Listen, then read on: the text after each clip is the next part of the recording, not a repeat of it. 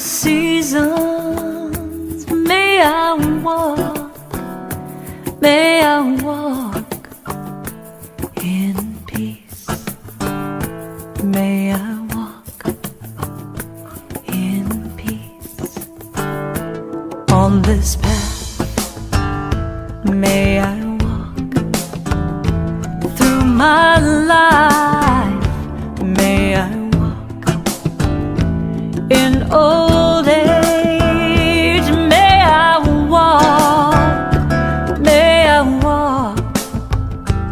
in peace. May I walk in peace. May I walk, may I walk, may I walk, may I walk, may I walk, may I walk, may I walk in peace. May I walk in peace, in joy. May I walk in love. May I walk in gratitude. May I walk in peace. May I walk in peace, in stillness.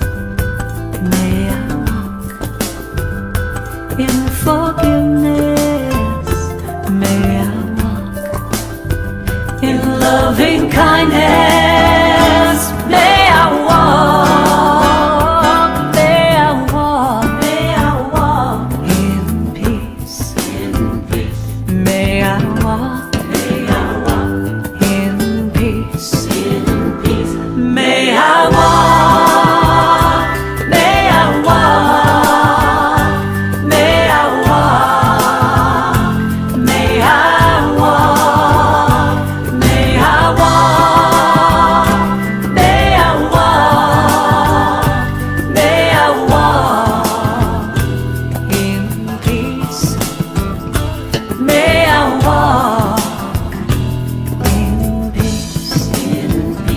May I walk in peace. May I walk in peace now. May you walk, always walk in peace. May we walk in peace. May I walk with loving kindness, in love, in joy, in love. Good morning, everyone, and welcome to Unity Spiritual Spokane, where we are all about our mission, transforming lives and inspiring people to make a positive difference in this world. My name is Jeff Hunter, and I'm very happy to be your platform assistant this morning. And if everyone that's here could turn off and take a moment and silence your cell phones, it would be very much appreciated. If you're at home, put your cell phone down and pay attention, okay? As always, we want to begin our time together by sharing our opening affirmation. I will say it once, and then I will ask you to repeat it with me. There is only one presence and one power active in my life and in the universe, God the Good. Together, there is only one presence and one power active in my life and in the universe, God the Good. Wow, that's a very powerful statement. This is Unity's foundation principle. There's one presence, one power, one life living through and as each one of us. This morning we will be hearing from our transformational speaker and a very good friend of mine, Hank Broeckling, and his message titled, Healing Our Relationship with Christianity. I think we're going to have some work to do during and after this talk. I'm kind of worried about it myself, you know. Hank will also be leading us in today's meditation. And now it's time for some news you can use with Amber McKenzie.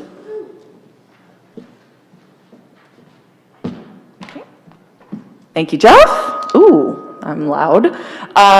Good morning, everyone. As Jeff said, my name is Amber McKenzie, and I'm going to be sharing some news you can use. First up, we're going to do our little COVID tip of the week. This week, it is all about the guidelines for faith-based organizations for the state of Washington. And one of the things that I think is maybe confusing is that as we go through the different phases, I think right now we're in phase 2 and maybe even phase 3. We're in phase 3. So regardless of what phase we're in, we're required to kind of follow the requirements for Washington State faith-based organizations, which again is the social distancing, the masking, the making sure you're in your family pod, etc.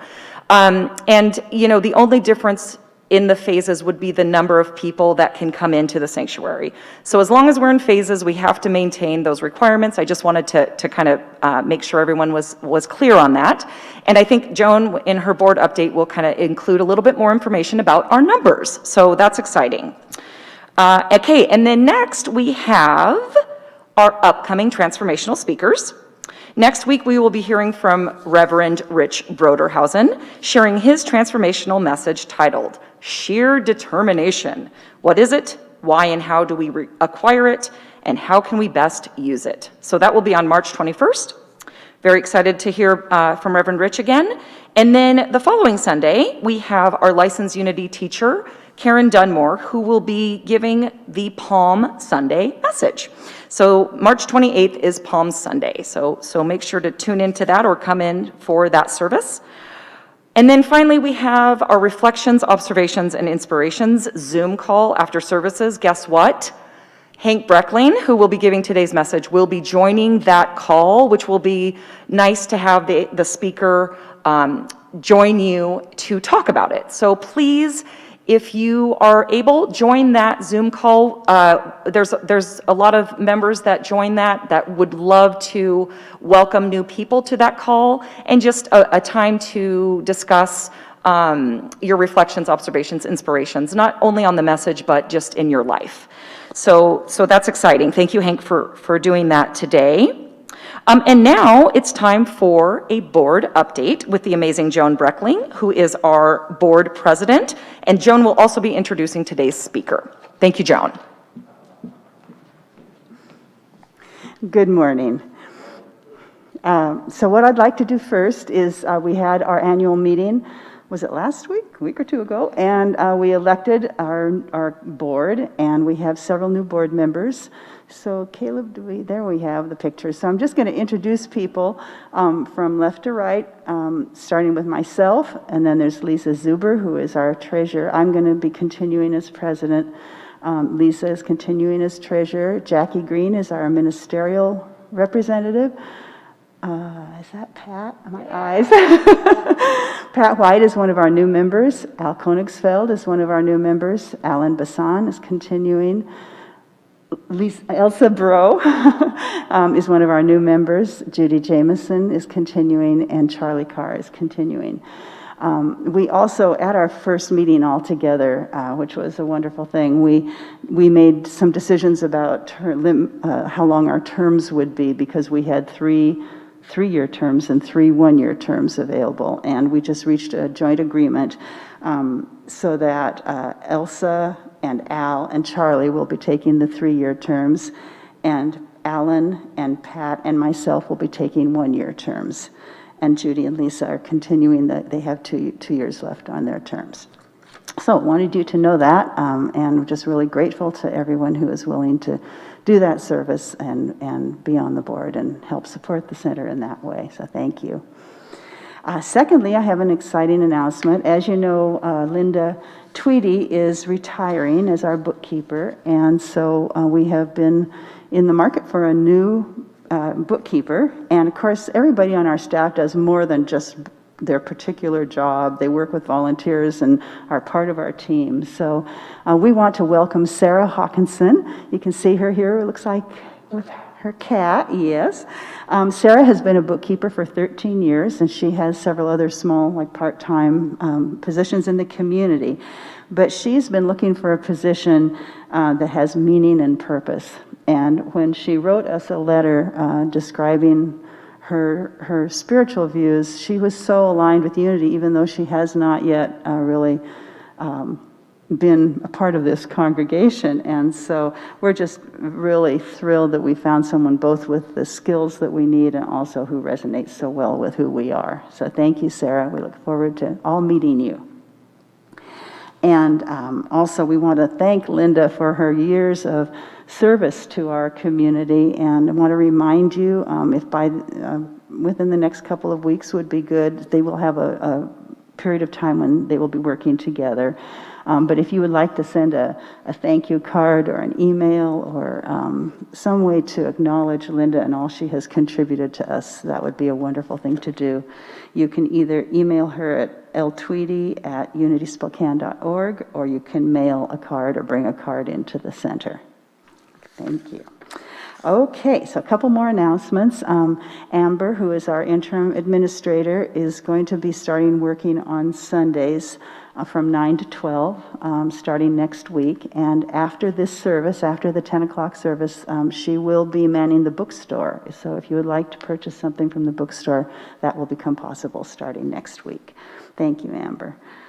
Finally, the board has approved increasing the number of people who are welcome to come into our in-person service to 50. We've been at 25, and we've been reaching that number fairly consistently over the last few weeks. And even under the Phase 2 guidelines, we were allowed to have 50 people, and we were just being very cautious, and things are going very well. We will, of course, continue with our social distancing and our masking. And I just wanted to say that as someone who's almost done with the vaccination process, there's this tendency for those of us who have been vaccinated to say, wow, I'm feeling, I'm kind of home free, things are safer. But we don't want to create a division between people who have and haven't had the vaccine here. And so that's why we want to really assure that all of us continue to adhere to the guidelines as long as they have to be followed.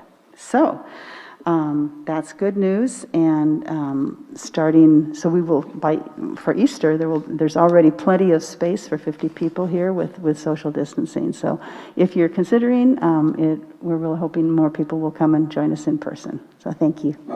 Oh, I'm supposed to introduce. Okay.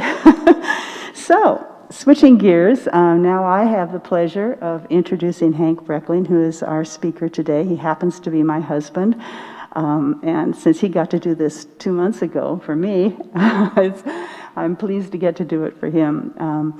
So we have known each other for almost 44 years now, so I'm probably the person with the most expertise on Hank Broeckling. And I won't say too much.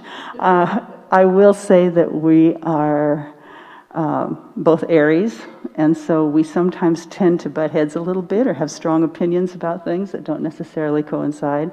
But none of that really matters, because Hank is a person who is so spiritually centered that he really works to live that in his everyday life. And besides that, we've studied the Course in Miracles together, and there's that question, would you rather be right or happy? So that's been a real guideline in our relationship. So Hank is very much a family man. He shares his love deeply with so many people. I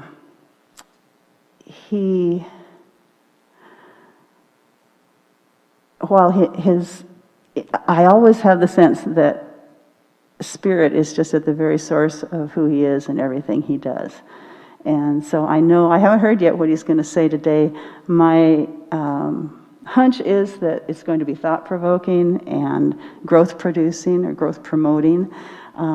And so with that, I'm just thrilled to introduce you to Hank.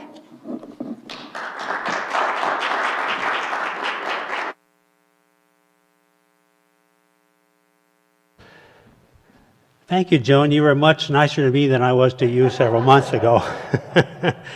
Okay. So first, I want to just talk about our process today. This is going to be a little bit different talk that you would normally expect on a Sunday. I'm going to be talking some, but we're going to be creating group experiences together.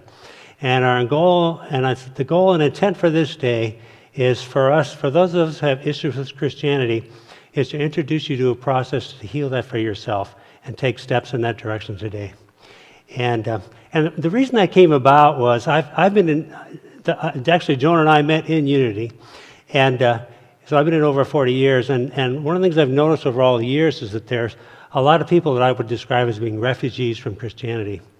And that is they've been there, either they've outgrown it, they're looking for higher truths, or they were hurt by Christianity and they just needed to get away from it. So I was inspired about a month and a half ago one morning in my prayer time to talk about this, and so we're going to bring that forward today. So let's see. Caleb, I'm going to go ahead and bring the first slide up. It's up. Okay. Can I see him on the screen out here? Click. Oh, click that. Okay, cool. Hang on. There we go. Cool. So that's the first thing. So we are going to be working on healing our relationship with Christianity.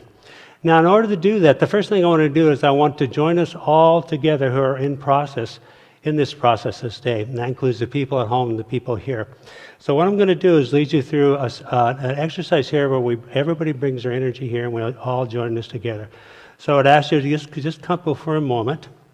And before you close your eyes, take a look at that golden paradise light. I'm going to be calling that in here. Yeah, that's just golden paradise light. So if you would please just go ahead and close your eyes. Now take 3 deep breaths. Breathe in as far as you can. Blow it out. All the way out. Another one. Blow it out.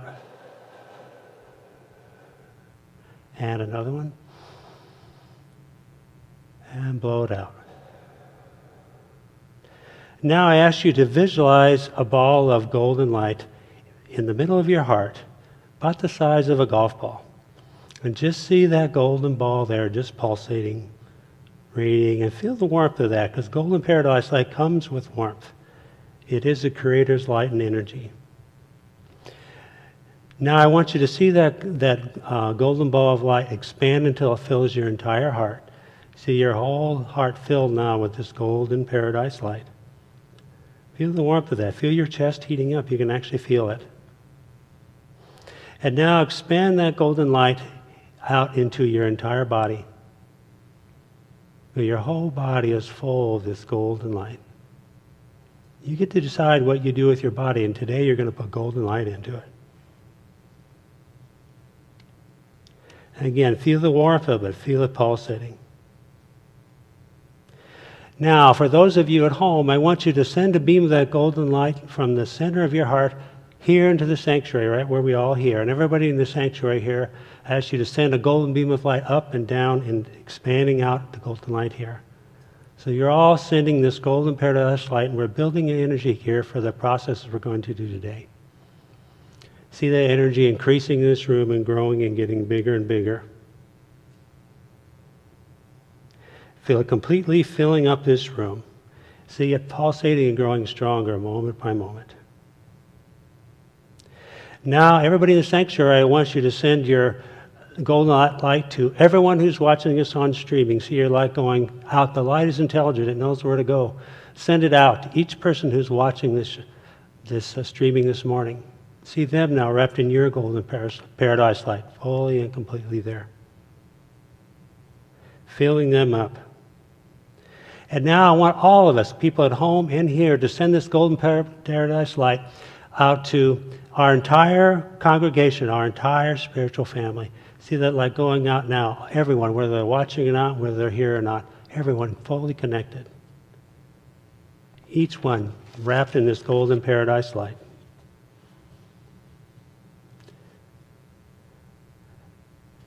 Now I want you to see the energy flowing from each person in our congregation, whether they're here or not, back into the sanctuary here, building that golden paradise light again. Feel that golden paradise light that lifts the energy up here. Feel it pulsating in your body, in your entire being. And now I ask each of you to call forth your favorite angelic being. Maybe if you can't think of one, call on Archangel Michael or Archangel Gabriel or any of the other, if everyone call him, but ask them to come and bring their love and light energy into you and into this process this day. You can also call forth your guardian angels, for we each have guardian angels who watch over us while we're on the earth. Have them bring their energy in here today too, building the energy for the experience, lifting us all up.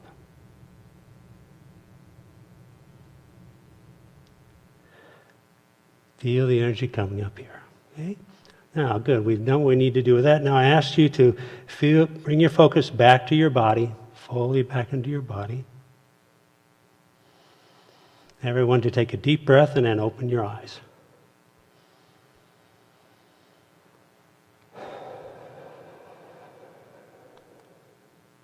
Thank you. Okay, so I'm going to do something different today. I'm going to talk about your spiritual tools. You are probably wondering why I'm wearing a backpack on my back. Well, this is my spiritual toolkit, or I should say it's a symbol of it. And we each have one of these.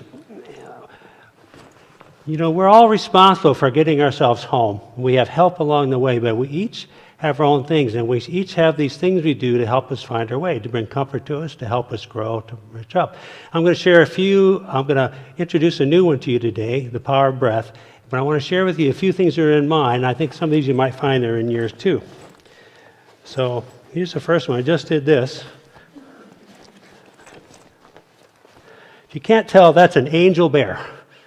This is something that sits on Joan and Mai's bed. And every morning we put it on there to watch over us during the day.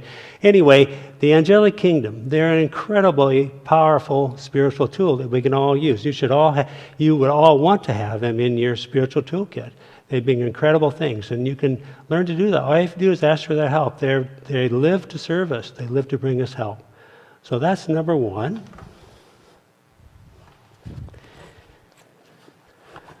Another big one for me is family. I don't know if you can see that. This is a picture of when our kids were probably about 7 or 8, Michelle and my son Chris, and Joan and I. Weren't we beautiful at that age? I'll tell you, something else. But anyway, but family is an incredibly important spiritual tool, and it can be a spiritual tool in two ways. One way is, and it is this way for me, it can support you, provide a foundation that you need to do what you need to do in the world, to grow, to do things. But if you had a family situation when you were growing up where it was challenging, you were abused or whatever, it's also a situation where that was fueled your growth, because all those situations in your life are here to fuel your growth. So family can be a blessing in many different ways. And some of the other ones in my toolkit are prayer is a big one. I've done that for a long time. Meditation, those kind of things. Here's another one, cell phone. Turn it off. Jeff said it earlier, and I'm going to explain to you the physics of why that's important. You want to use a cell phone as little as you can, because I had a degree in electronic engineering technology, and I also worked in television for 10 years, so I know a lot about technology. And this is a very powerful radio transmitter, and it puts out these things called radio frequency waves, and they're not good for your body. It's as simple as that. They harm you. And so when you hold it to your face, you're getting it. You may not notice it, but over time it accumulates, and it can really make a difference in how you feel. The other part of this that I want to say to you that's really important is when you have wireless at home, it's really important to turn that wireless off at night when you're not using it. I've gotten so now, we started doing that about a year ago, came to me to do it, and actually Elsa, who's here, said to me one day, she and her husband Charlie, and I thought, I've got to do that. I've got to turn it off every night. And what it does, it'll get you better sleep, because the wireless system at home is the same thing. It's these electromagnetic waves that are not good for you and your body. They're actually designed to not be good for your body. So you want to take that element out of your life. It'll give you some more peace. Okay. So that's just a few of mine. So we all have our own spiritual toolkits, and you get the picture. So now I want to talk about today the power of breath. You know, I ask you to breathe a little bit now, and we've been introduced to several different kinds of breaths here at Unity over the years. And Jane and Gary had introduced the box breath, where you hold it, breathe in, hold it, go across, come back down, exhale, hold it. There's many different breath techniques you can use. I want to introduce you to this new one. And this is one that I actually got from Archangel Michael. And it's a really powerful one.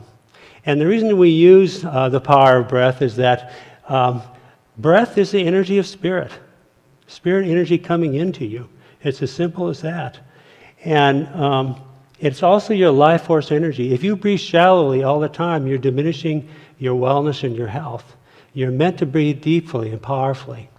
And the most powerful thing about breath, beyond those, maintaining your physical body and being, is that breath is a way to reconnect yourself with God. You can do it anytime. If you're feeling under stress, stop, breathe. Take time to close your eyes. If you can't close your eyes, just stop and breathe. Because if you notice when you get tight and tense, you'll start having these shallow breaths, and you're kind of like, I'm kind of fighting that myself at this moment, talking to people. But you just and take the time to breathe deeply. And what happens when you breathe is it brings you back into your center. It brings you back to that part of you that is God. That part is called your I am presence, and it's in you. You're all each a part of God. We each have this unique I am presence, and it brings you back in touch with that. So you want to do that. Now, you all know what that is. That's an infinity sign.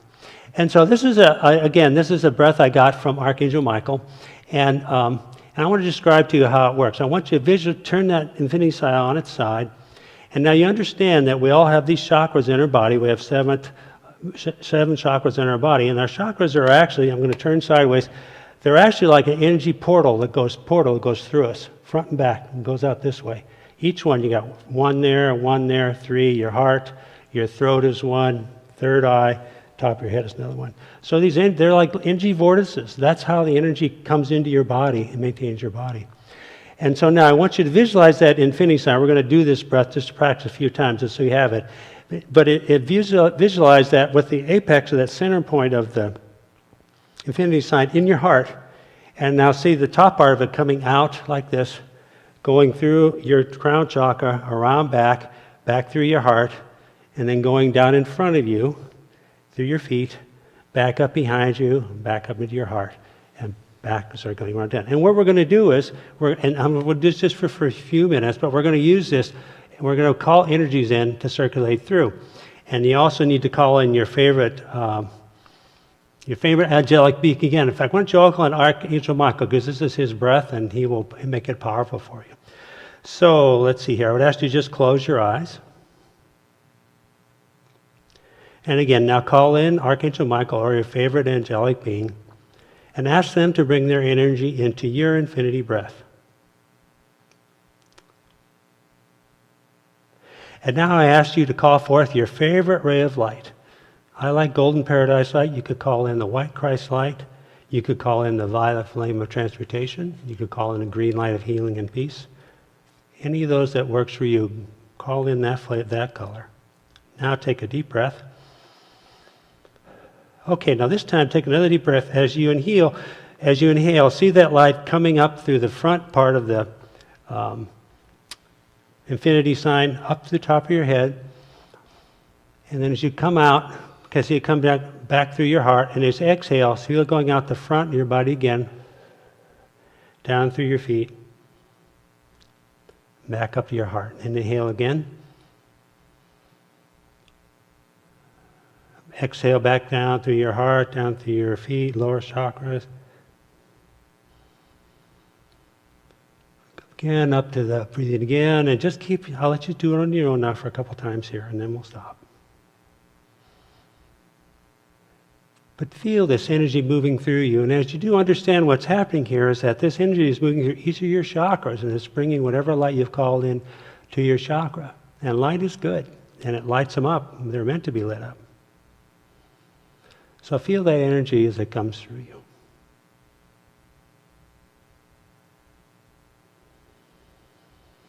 Okay, now you could stop and just bring your presence back into your body now.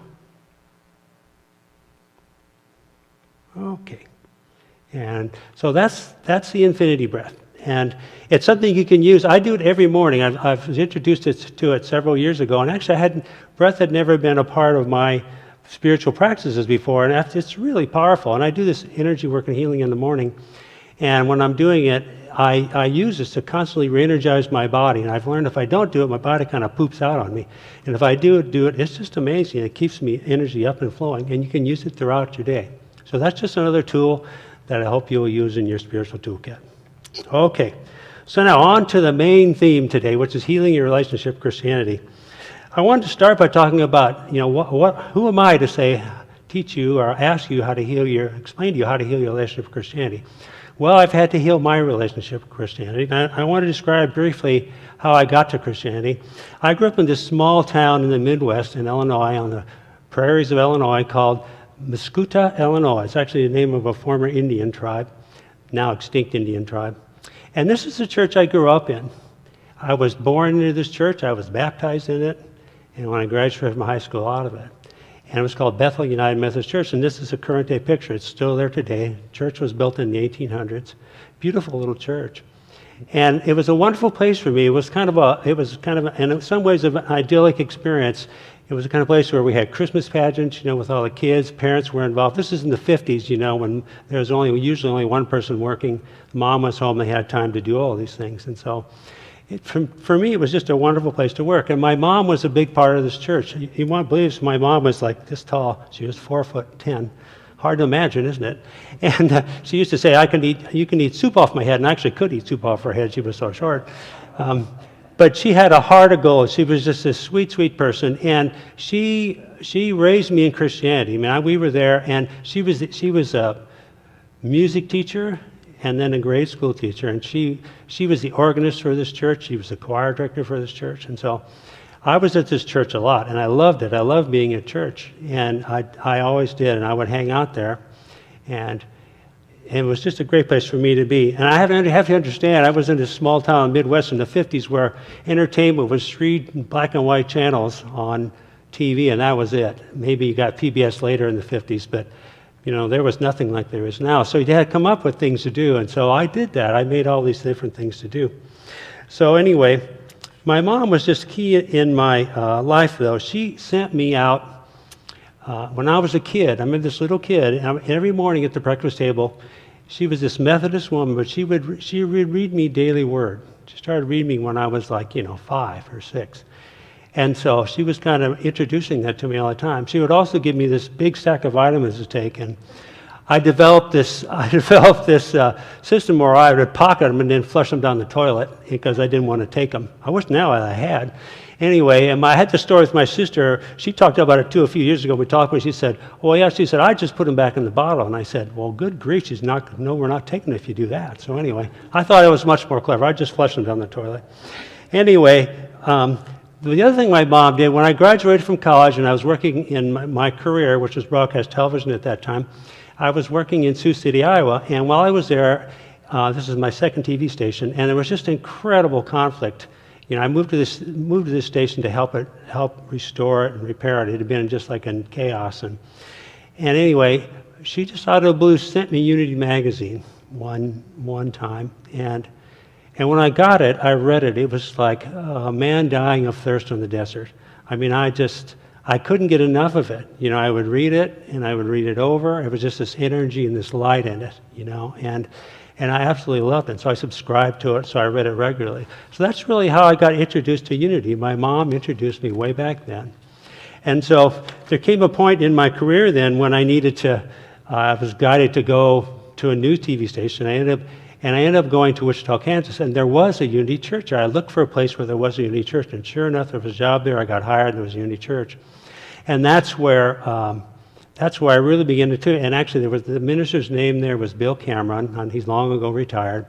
But anyway, we became good friends, and he also taught the basic licensed Unity teacher courses there, and I took most of them, and I never did finish them because I didn't want to become a licensed Unity teacher. But anyway, that's how I got my start. And one time when I was there, I was in the fellowship hall. And this is a pretty small church, but there was this bulletin board in the fellowship hall, and there was this little note, this sign there that said, "Oh, there's a young adult retreat at Unity Village." And I'd always wanted to go to Unity Village, so I said, "Okay."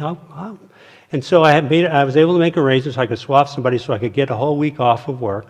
And so I was in Wichita, Kansas. It's like about a 4-hour drive over to Unity Village. So I went over there, and I went to this young adults Unity church retreat, and it was a week-long, basically a meditation retreat. We meditated and meditated. So anyway, but one of the things that happened was that Joan was also at this retreat, and that's where we met, and that's where we connected. And When I met her, I just knew she was my life partner. I was just certain of it, and so eventually worked it out. So I then could come back to Seattle. So that's kind of how I got connected with Unity, and we were in Unity then many years, and then there eventually came a point though where we went back to. Let me go to the next one here. We were at Unity of Seattle, and it went through a great transition, and we actually helped make it through that transition where it kind of fell apart. We helped put it back together, and then there reached a point where it was time to move on. And so I just had this dream one morning where I was guided to go to. We lived in this town, Edmonds, Washington, it's outside of Seattle. We were guided. I was told go to a local church that has a choir. And so we first tried a Universal Unitarian church, and it just didn't feel quite right for us. And then we thought, well, Joan had been in Methodist as a child, so had I. So I thought, oh, well, we'll both try. Let's just go try it. And so it is. So we went there. And this is a big church. There's about 500 people who come on a Sunday. So we went there. And I walked in, and I just had tears in my eyes. It was like something, there was this warmth, this community that I'd been missing. And I was I was working in social services at the time with behavioral clients.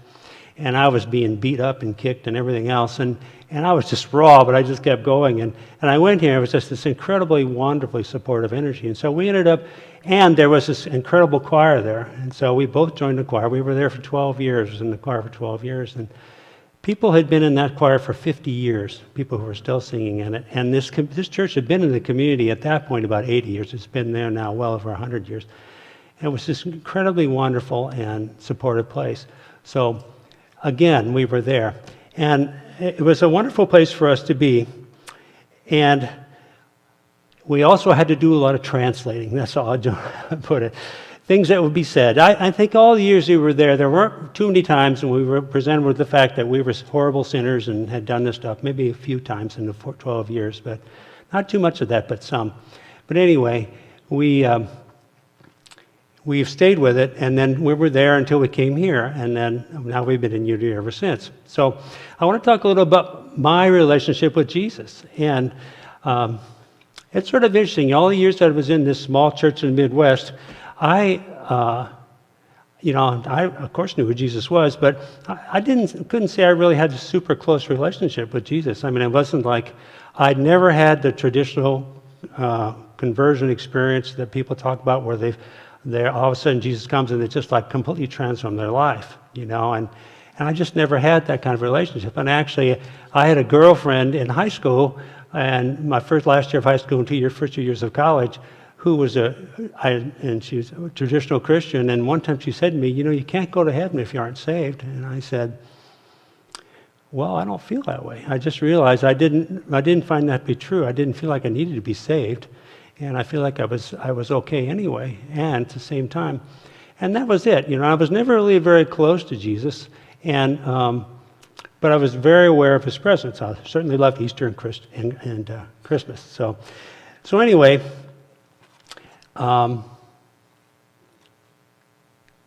just a second. So anyway, I kept going along, and I just figured, well, there's nothing there. So anyway, when Joan and I went to Seattle Unity, one of the things that we got involved with, we began a Course in Miracles, and we actually led a Course in Miracles group there. They had these huge gatherings. Again, this is a big church, and we would have 200 or 300 people on a Wednesday night who would come do the Course in Miracles, 10 different groups. I led one of those groups. And anyway, so we had gotten into the Course in Miracles before that, but when I got here, this was like the next step for us to do it. And so we did this, and one of the things the Course in Miracles did for me was that it helped me heal my relationship with Jesus. One of the things that happened was this Unity, at that time, Unity of Seattle, embraced the Course in Miracles, and they actually, several years in a row, had this thing they called Miracle Mountain, where they would go up to this ski area called Crystal Mountain and have a Course in Miracles weekend there. And at one of those weekends, one of those Miracle Mountains weekends, I was doing a meditation with people, group meditation. I was sitting there, and I was shown this vision. It was me sitting with other people like in a circle, and then Jesus was in the circle, and he stood up, and his face was blank, and he didn't, and he got up and walked around, and that was it. I was like, oh, I wonder what that means. And later, I came to understand that meant that I had some issues with Jesus, and for whatever reasons, I think I had a lot of past life connections with him. I know I did, and there were things that I was angry at him about, and through that process of the Course in Miracles, I was able to heal that in myself. The Course in Miracles is about freedom, it's about forgiveness, and it's about the way home. And if you want to find a short way to go home, it's intense, but it's a short way to go home, I highly suggest you do A Course in Miracles. It's co-written by Jesus and the God of this universe. His name is Christ Michael. Anyway, and so eventually, through this process, I eventually had my relationship with Jesus healed. Later, I had a dream where I was shown, Jesus came to me in a dream, and he came, and his face was wide open, and he was smiling. I was like, okay, I get it, we're good now. So we've been good ever since. And he's a part of my life now all the time. And he's just this incredible being of light, and that's what I want to get to here. So who is Jesus? Well, he's our brother. You hear that said. He's a wayshore. He's also now, he's never left this planet. He's this being of light who is here committed to transforming this planet. And he's here to help us build. We are all now, whether we are aware of it yet or not, we are now building heaven on earth, a whole new civilization, a whole new planet, the whole thing. And he's here to be with us as part of that co-creative process.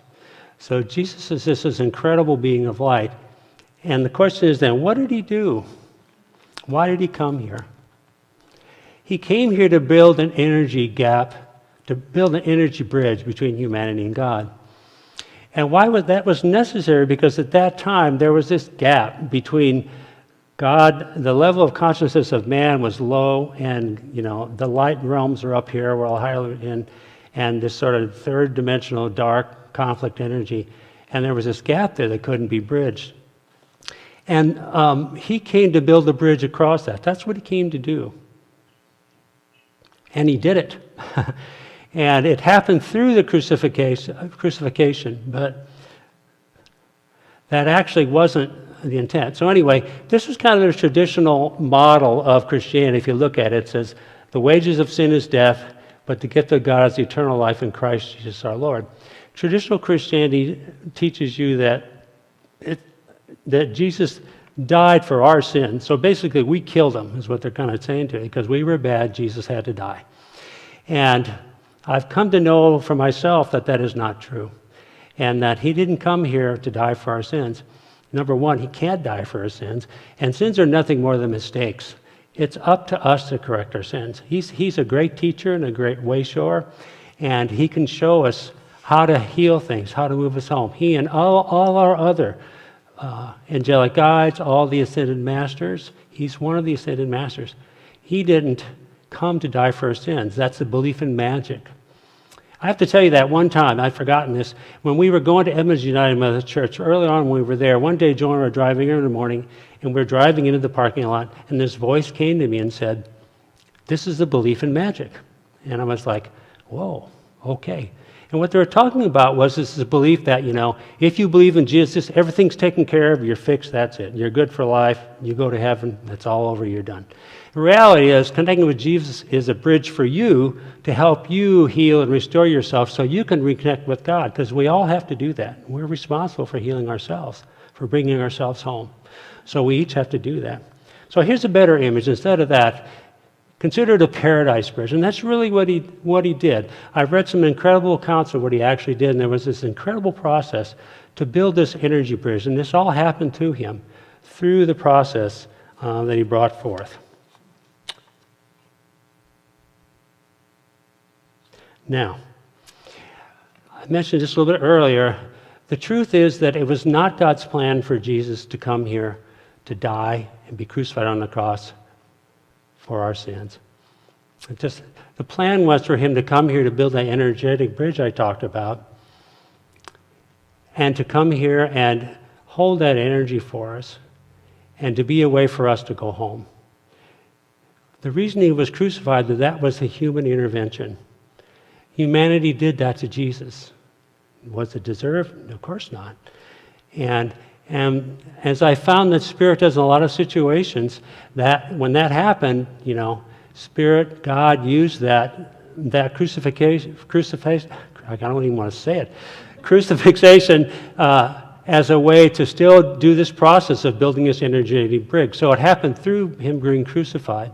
But that didn't have to be that way. It was originally not intended for it to be that way. He was meant to be here in light and love and to rise up and lift humanity. But humanity was so dark at the time. You know, that was the Roman times. They were a pretty dark crew. Anyway, that was that. So there it is. There he is on the cross. And again, that was never the plan for that to happen to him. Now, where do I get this information about that was never his plan? Well, I've kind of gotten it within myself. But I've also gotten it from this book. It's called the Urantia book. And if you haven't heard of it, it's actually for sale out here in the bookstore. If you haven't heard of it, you can see it's a good, thick book. But basically, it's an incredible book to read. What it teaches you is that there's this incredible organizational system throughout the entire universe. This universe is just teeming with life. We've been told this story for so long. We're the only life on the planet, in the universe. This is it. That all is. Well, that's the farthest thing from the truth that you can imagine. The universe is teeming with life.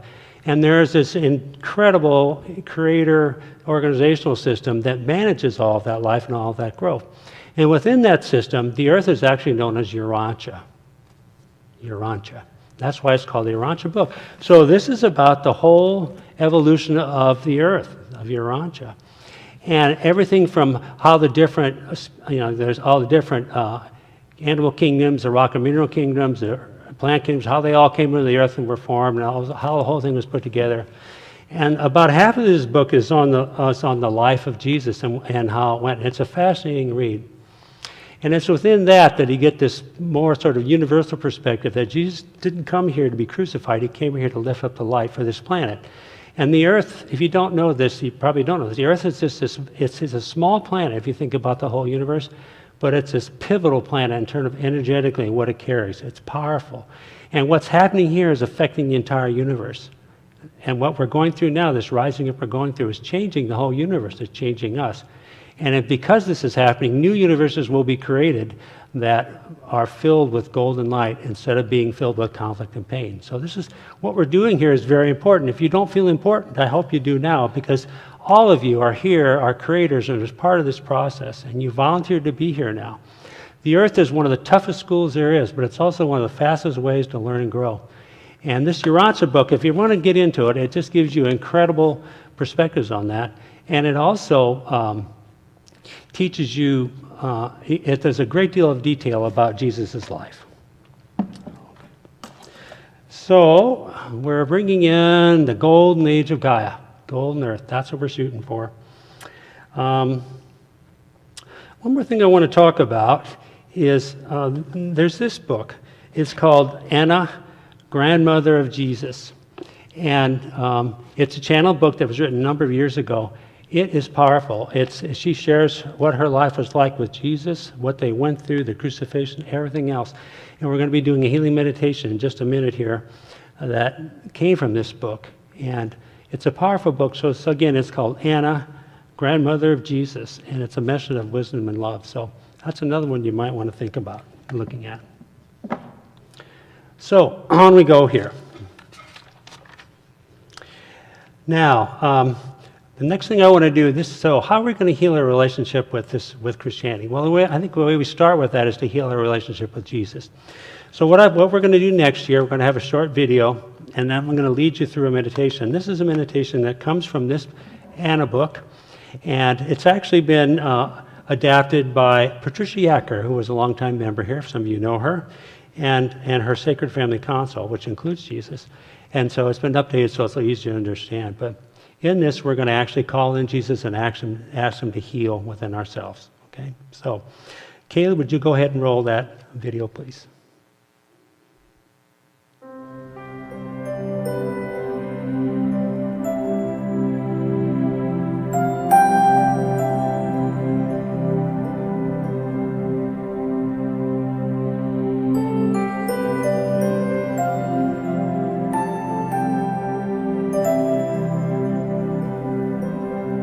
Will surrender to my greatest, highest good. I will release any fear that blocks my way. For every step I take is taken in pure faith, and I am stronger every moment, every day. My mind is willing and my heart is open wide. I trust my instincts and let Spirit be my guide. I vow to live a life that's real and pure and free, as I continue walking in this mystery. I will surrender to my greatest, highest good. I will release any fear that blocks my way. For every step I take is taken in pure faith, and I am grateful every moment, every day. There may be walls, there may be roadblocks in my way, but I can choose to take a higher path each day. And now I know that what I thought was safe and sound was only habit and regret that held me down. I will surrender to my greatest, highest good. I will release any fear that blocks my way. For every step I take is taken in pure faith, and I am kinder every moment, every day. And I'm more loving every moment, every day. I will surrender every moment, every day.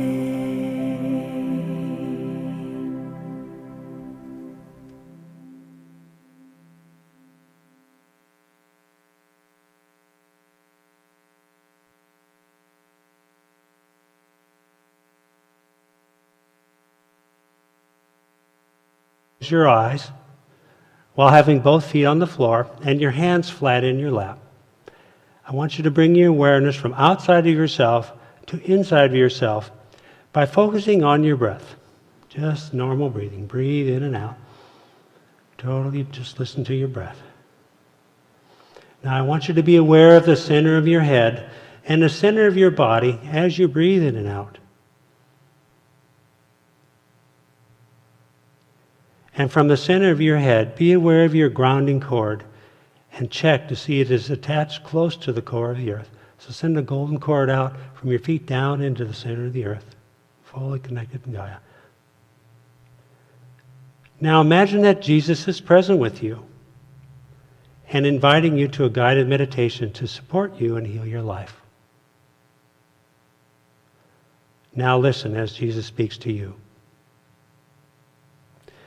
Imagine me as a dear friend or as an orb of golden light coming to meet you face to face. Then imagine another radiant golden sphere of light surrounding both of us. Within this calm and illumined space, we breathe the breath of life. I invite you to slowly and gently breathe with me. Now see your breath joining with mine. Simply breathe. Now, as you exhale, Send any tension and weariness into a light or a flame, as you may imagine it, inside my heart. So send that out into my heart. See my heart flame going brighter with every breath you breathe. As you exhale, I invite you to audibly sigh. Just go, ah. Do it again. Ah. Now, as you inhale, feel the warmth of my love expanding your heart, igniting your heart flame. Breathe in my love and peace, which I send upon the wings of my breath. As you exhale, I breathe in your pain, all the suffering of your body, mind, and spirit. As you continue to exhale, audibly sigh, ah, ah. Give me all your burdens, and I shall make them light. As you inhale, may you be aware of the peace I send you. Again, as you exhale, imagine your sufferings like a moth flying into the crucible of my heart as you again audibly sigh. Ah. Ah. See your grief, your anger, and your fear transmute into golden light. As you inhale, say to yourself, I am as I was created. I am truth, love, peace, and joy. Now breathe with me again.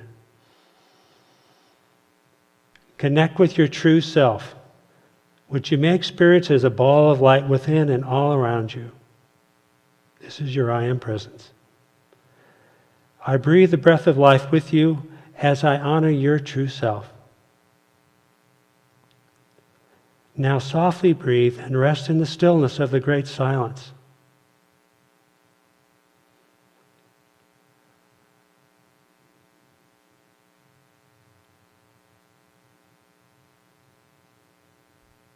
Simply be aware of your breathing. Nothing to do but follow your breath.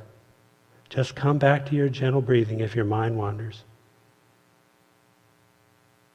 Now become aware of the breath within the breath, slowly freeing within you. Breathe in the infinite light and love. Now receive me into your sacred heart. Relax and allow your heart to smile as you audibly say, ah. And again say, ah. I invite you to release your belief in separation and awaken to your true self, which is within you, around you, and connected to all that exists.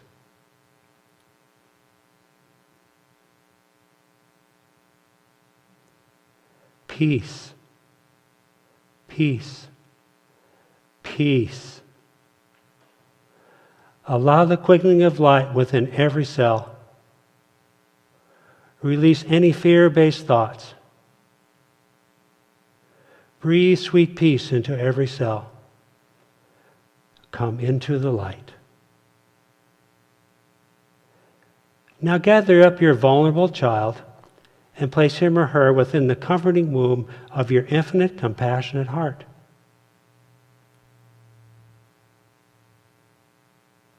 Feel him or her merge with your natural child who lives within your heart. With each breath received, new vitality, every cell fully alive. Now deeply breathe.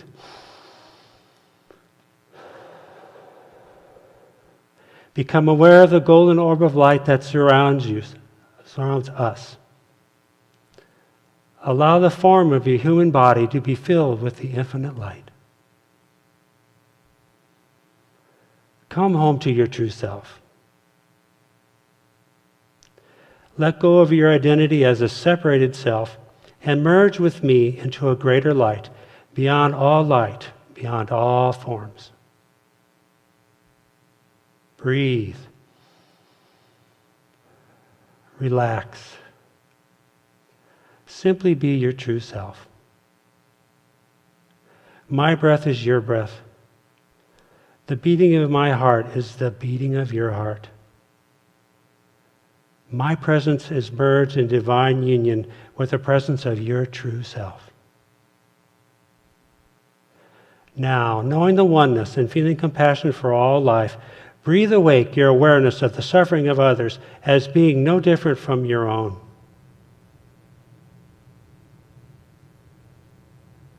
Gently breathe out your gift of love's pure light into your brother and sister's hearts. Gently breathe in and receive their pain as a ball of darkness. Place a black or dark gray ball of suffering gently inside your compassionate heart. Now watch that dark ball as the darkness melts into the light. Every heart glowing, every heart calmly at peace. Be not in expectation of change or reward. Simply allow what it is to be as it is. This is infinite love. Just know the other is yourself. We are all the great perfection. Now know that I love you, know you, and am willing to guide you at the highest level. Is there anything you would like to talk about today or ask me?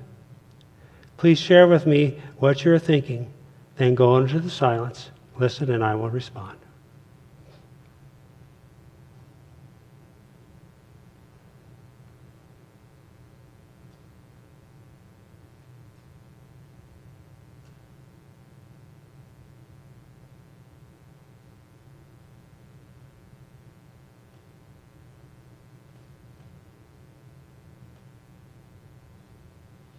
Now take some time now to sit in the quiet and be aware of how you are feeling physically and emotionally.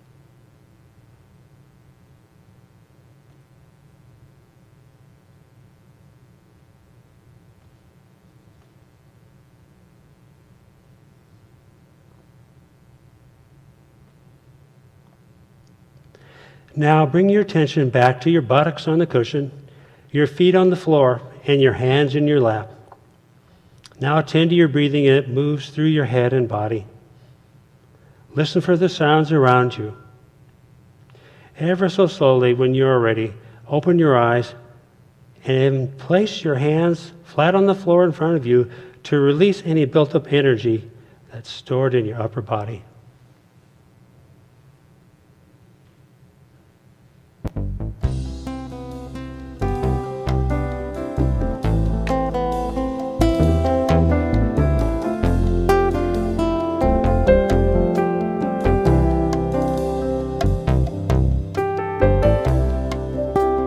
Thank you. Thank you. Thank you.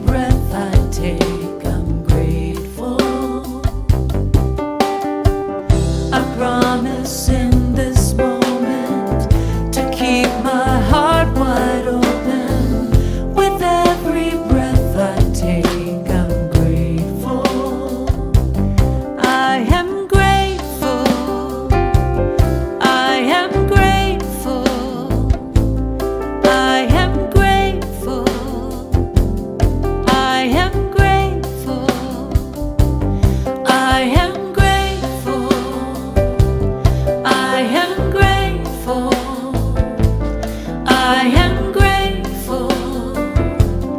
I am grateful. I am grateful. I promise in this moment. I am grateful to keep my heart wide open. I am grateful with every breath I am grateful. I am grateful. I promise in this moment. I am grateful to keep my heart wide open. I am grateful with every breath I take. I am grateful. I am grateful. I promise in this moment. I am grateful to keep my heart wide open. I am grateful with every breath I take. I am grateful. Thank you. I am grateful. I promise in this moment. I am grateful to keep my heart wide open. I am grateful with every breath. Thank you. I am grateful. Thank you. I am grateful. I promise in this moment. I am grateful to keep my heart wide open. I am grateful with every breath. Thank you. I am grateful. Thank you. I am grateful. I promise in this moment. I am grateful to keep my heart so blessed. I am grateful with every breath. So blessed. I'm grateful. Thank you. I am grateful. I promise in this so blessed. I am grateful to keep my heart so blessed. I am grateful with every breath. So blessed. So grateful. Thank you. I am grateful. I promise in this I am grateful to keep my heart wide open. I am grateful with every breath. Thank you. I am grateful. Thank you. I promise in this moment to keep my heart wide open with every breath I take. Ooh, I promise in this moment to keep my heart wide open with every breath I take. I'm grateful. I am grateful, grateful. I am grateful. I am grateful. I am grateful. I am grateful. I am grateful. I am grateful. I am grateful. I am grateful. I am grateful. I am grateful. Thank you, Hank. We are grateful for your faith and for your wisdom. And on a personal note, you've given me a lot to think about in healing my relationship with Christianity. And so I appreciate that. You are a true friend. Thank you. Unity stands for peace in the presence of conflict, for love in the presence of hatred, for forgiveness in the presence of injury. Unity honors the many names for God, the many paths to God, for we know that there is only one power, one presence, one life. So whoever you are, wherever you are on your spiritual journey of transformation, you are always welcome here. If you are new to our ministry and are interested in learning more about it,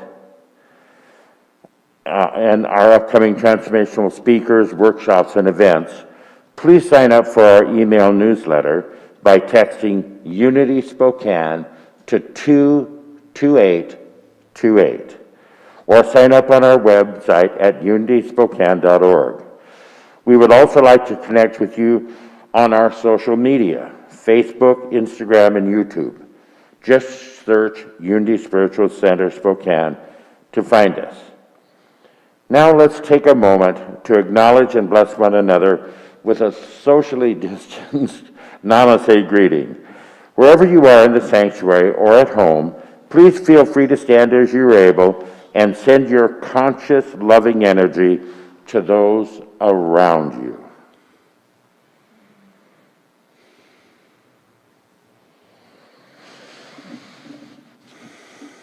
Thank you. Now's our time to celebrate abundance together as we share our gifts and love offerings. For those of you feeling the divine call to financially support our ministry today, you can drop your offering in the box at the back of the sanctuary. Another option is to text GIVE to 253-528-7416, or visit our website, unityspokane.org, and click the donate button at the top. Please know that your giving means so much to the vitality of our ministry. With that in mind, let us take a moment now to sink into that heart, that golden heart that Hank was talking about, and bring forth a feeling of gratitude and generosity as we say together our love offering blessing. Together, I know that my giving blesses and multiplies all that I am, all that I have, and all that I give and receive. I give thanks for the abundance that is mine to share. Our chaplains today are Gary, who is holding the virtual service in prayer from home, and Steve, who is holding the space here in the sanctuary. Thank you so much to Gary and Steve and all of our chaplains for your service today. My wife's a chaplain, and I know how seriously she takes it and how important that program is for our spiritual community. We would like to encourage anyone who is in need of prayer to prayer support to please submit your request through our online form. Simply go to unityspokane.org and click on the Contact Us button on the main page. You will be taken to a prayer request form. Names are added to our prayer list and are prayed over for 30 days by both our prayer ministry as well as Silent Unity. Let us all now join together for our closing prayer for protection, followed by the peace sign. Together we affirm, the light of God surrounds us. I am the light of God. The love of God enfolds us. I am the love of God. The power of God protects us. I am the power of God. The presence of God watches over us. I am the presence of God. Wherever we are, God is, and all is well. And that's the truth.